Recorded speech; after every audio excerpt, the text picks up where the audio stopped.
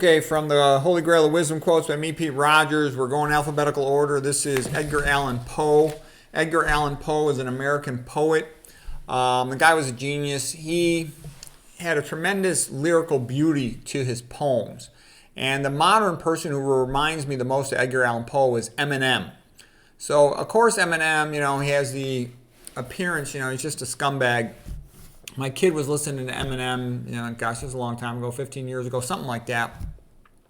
And I said, why do you listen to that scumbag?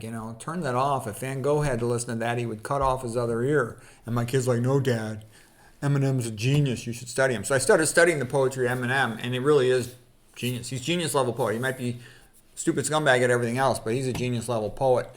All that alliteration, that internal rhyme, assonance, consonants, and all that stuff. And I'll bet you Edgar Allan Poe was his inspiration because he's the guy. He lived from 1809 to 1849. Edgar Allan Poe, American poet, short story writer.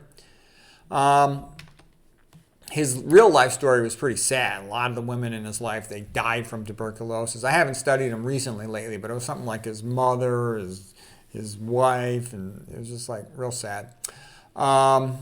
This one guy, Eliot Engel, who wrote a biography of him I read a long time ago that was quite good. He said, of all the writers and poets, his life was the saddest. Okay, here's some quotes by Edgar Allan Poe on writing. How many books suffer neglect through the inefficiency of their beginnings? Yeah, lots of books, they have a poor beginning, because the writer doesn't really know what they're doing.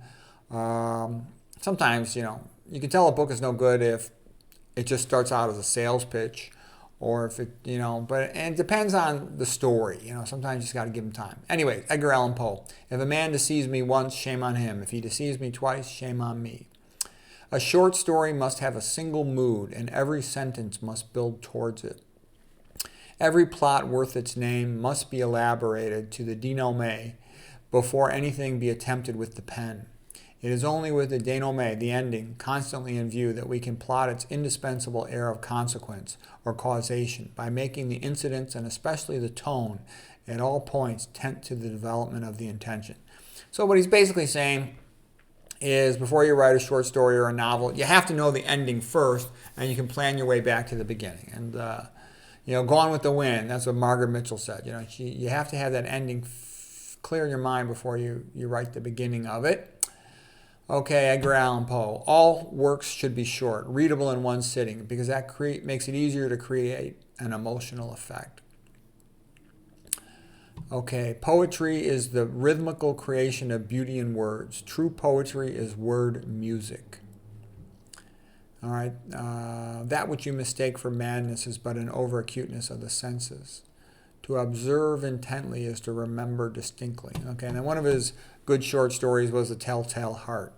And he says, true, nervous, very, very dreadfully nervous. I had been and am, but why will you say that I am mad?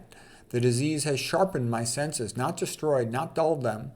About all was the sense of hearing acute. I heard the things in heaven and earth. I heard many things in hell. How then am I mad? Okay, so when you read that, it reminds you very much about, Dostoevsky and Notes from the Underground. They're very similar there. Edgar Allan Poe. The believer is happy. The doubter is wise. So we've all seen that. Stupid people sometimes seem happier because they don't know what's going on. Edgar Allan Poe. To understand someone, I put my face into their facial expression, and I feel as if I can then sense their emotions better. Well, sort of like that mirror neuron theory. Okay, the next one's like from The Raven, and there's a real nice version of The Ravens. You can probably find it pretty easy on the internet with, The Simpsons. Okay, I think it was something like Homer was in his study, and then Bart was the Raven or something. Once upon a midnight dreary, while I pondered weak and weary over many a quaint and curious volume of forgotten lore, while I nodded, nearly napping, suddenly there came a tapping, as of someone gently rapping on my chamber door. Ah, distinctly I remember, it was in bleak December, and each separate dying ember wrought its ghost upon the floor. Deep into that darkness peering, long I stood there wondering, fearing, doubting dreams no mortal ever dreamed before. Okay, so that's great stuff. And then here's Annabel Lee. I had to memorize it for high school. I still remember it, it left an impression on me. It was many and many year ago in a kingdom by the sea that a maiden there lived whom you may know by the name of Annabel Lee.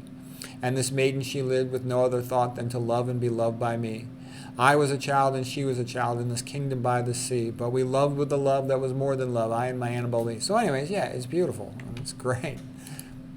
He'd be writing top hit songs if he was still alive today. So anyways, Edgar Allan Poe, hope you enjoyed that.